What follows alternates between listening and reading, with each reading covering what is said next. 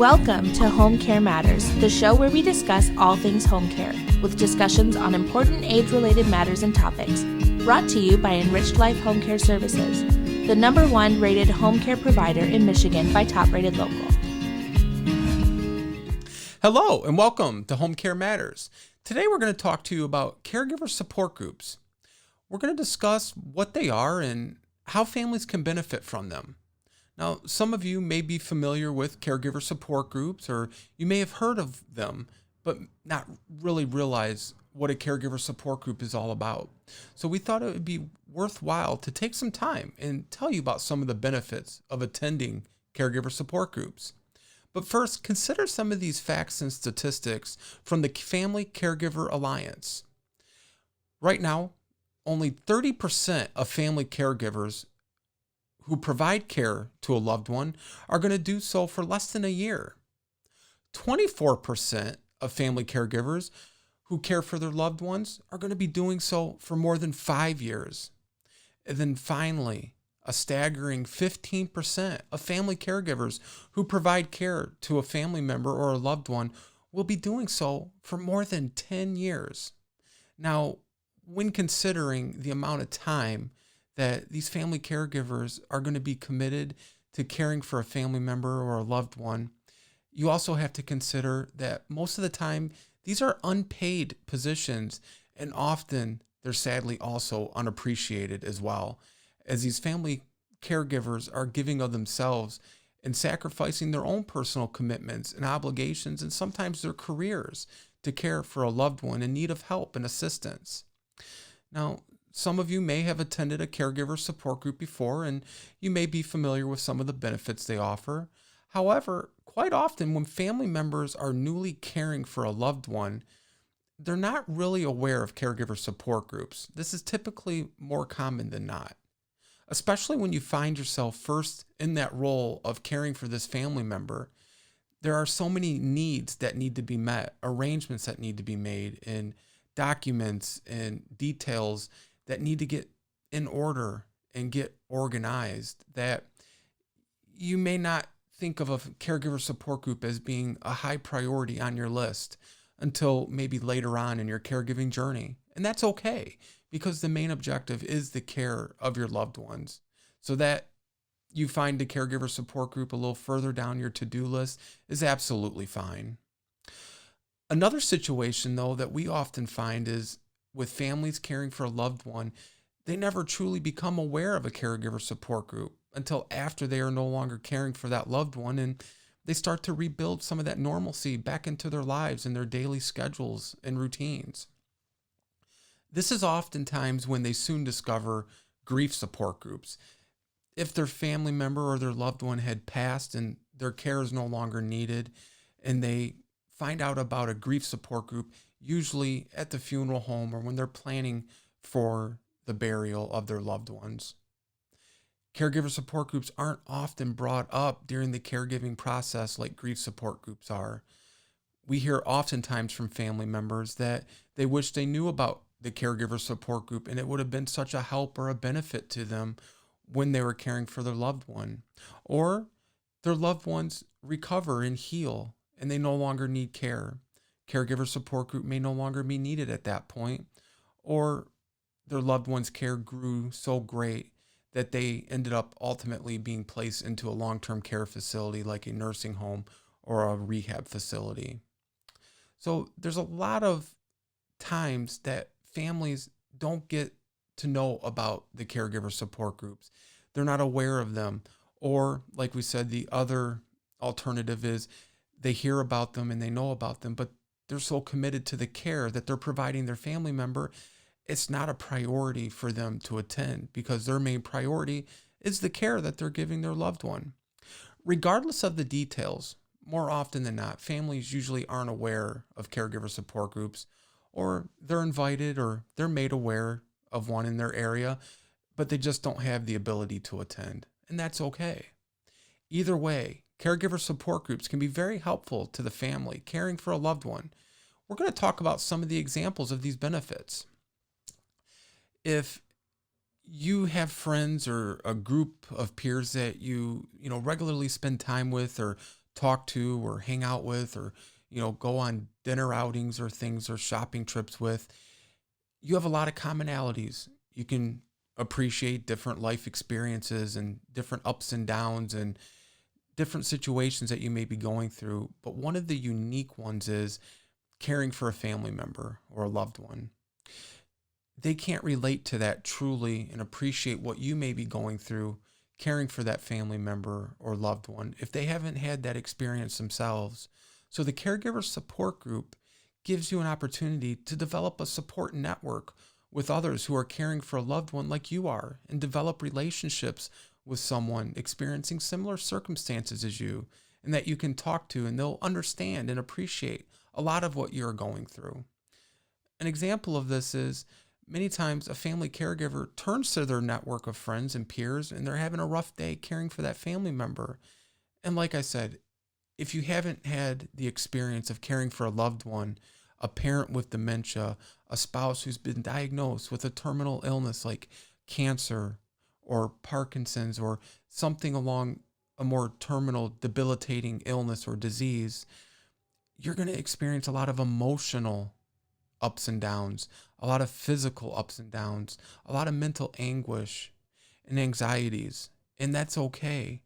The Caregiver Support Group, there's going to be others there who most likely have experienced a lot of those same emotions and ups and downs that you're going through. If you talk to one of your close friends, they know you probably better than anybody, and they're going to be there for you every step of the way in any way they can. But sometimes you may be looking for a response that they're not able to give you. We hear that quite often. My friend just doesn't understand why I can't go out with them anymore. They don't get why I can't just leave my husband or my wife for an hour or two while we go have dinner or go watch a sporting event. And they get mad that you can't go. Well, we just had that example recently in one of our caregiver support groups. And one of the pieces of advice we gave to the person attending was, don't hold it against your friend ever that they can't understand what you're going through, because it's no more fair for them to understand as it is for you to expect them to understand if they haven't had that experience and gone through what you're going through. So the Caregiver Support Group gives you that support and, again, that commonality of caring for a loved one who needs you. And this is good and helpful, but it's also something that takes time to develop as well. Another good example is finding solutions for issues you may be facing caring for your loved one. The support group is a good source for family caregivers who are either new to caregiving or even have been caregiving for their loved ones for a while and facing challenges with certain care needs for their loved ones. The other participants in that group most likely have experienced something similar to what you're having difficulty facing or going through right now, and they can offer you advice, maybe give you suggestions or tips of how to handle or how to try something that may work for you, that worked for them. But the same goes true with things that didn't work. They may give you advice on things that didn't work for them so that you maybe consider avoiding them when you may need to try.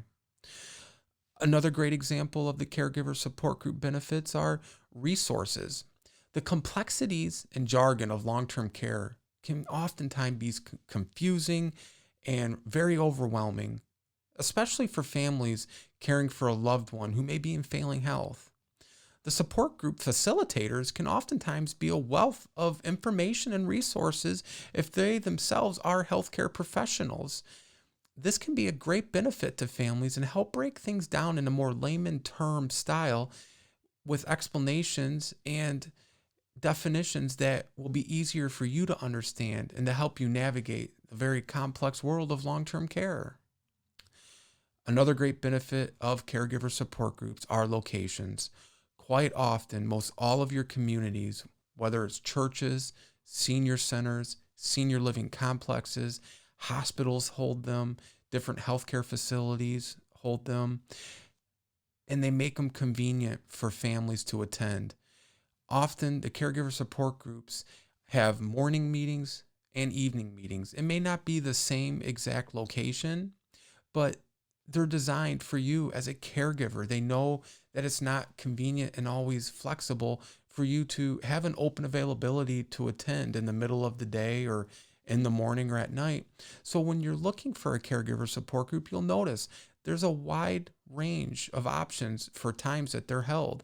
And again, like I said, they may be in different locations. It may be totally unrelated support groups, but there should be a time in a day that hopefully would be convenient for you and your obligations to your loved one.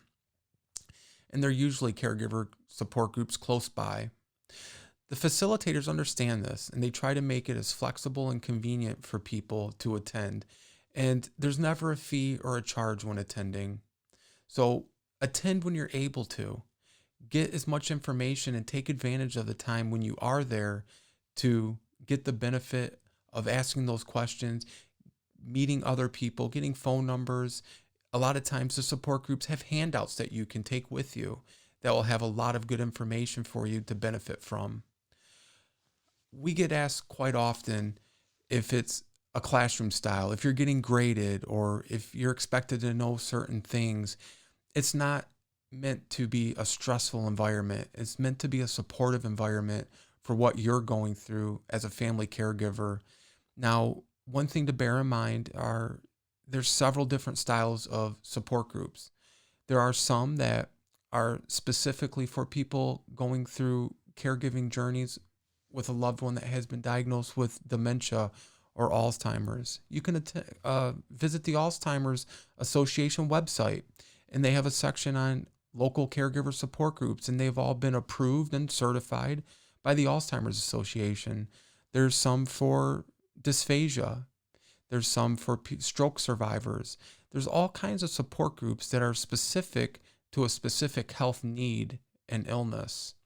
But another thing to consider, if there's some offered that are not specific to a certain health condition, they're still specific to being a caregiver, because no matter what the illness or the need is of the loved one that you're caring for, you're still a caregiver, just like somebody caring for someone with Alzheimer's, somebody who's caring for someone with Parkinson's or type 1 diabetes. You're all caring for a loved one, and you're going to all experience a lot of the similar things regardless of what the needs are of your loved one. So take advantage of a caregiver support group. If you have visited one before and you didn't care for it, try again. Maybe it was the facilitator or the person running the group that maybe you just didn't connect with. Or maybe at that time you were earlier in your caregiving journey and it was just too overwhelming to think you have to commit to something else right at that moment. But give them another chance. As we said, caregiver support groups are a wealth of resources, support, information, and benefits for you as you go on your caregiving journey. We thank you so much for joining us today on All Home Care Matters, and we welcome you to visit our website, allhomecarematters.com. There's a private, secure, fillable form there. If you want to leave us a comment, ask a question, give us a show idea, we will respond to each contact form that we receive, and we'll reach out to you personally if you would like us to. We're here to support you, provide you with information, resources, and answer questions that you may have on your caregiving journey. We look forward to you joining us next time as we discuss home safety for your loved ones as they age in place, and things to look for and things to consider. We look forward to seeing you next time. So for all of us here at All Home Care Matters, thank you so much for taking time out of your day to be with us here at the show. Bye-bye. Thank you for joining us today. We look forward to you joining us again on another episode of Home Care Matters.